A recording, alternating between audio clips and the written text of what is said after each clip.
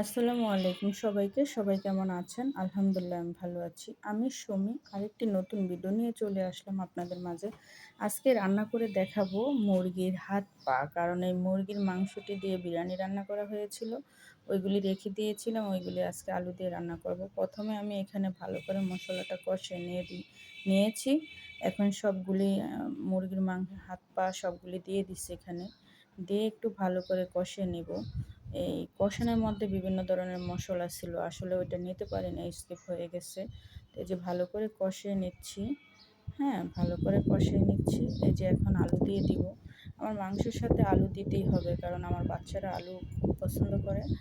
আর হচ্ছে, হ্যাঁ, এই যে আলু দিয়ে দিচ্ছি। আলু দিয়ে আবার একটু ভালো করে কষিয়ে নেব। ভালো করে কষানো হয়ে গেছে।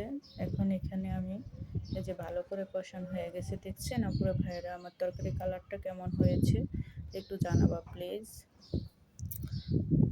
তো এখন এই যে ভালো করে এখানে কষানোর পরে আমি জল দিয়ে দিয়েছি।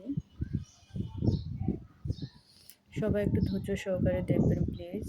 আর যদি ভিডিওটি ভালো লাগে অবশ্যই সাবস্ক্রাইব লাইক দিয়ে পাশে থাকবেন। ঝোল দিয়ে দিয়েছি, ঝোল দিয়ে একটু বলক আসবে। বলক এসে পড়েছে, দেখতে পাচ্ছেন।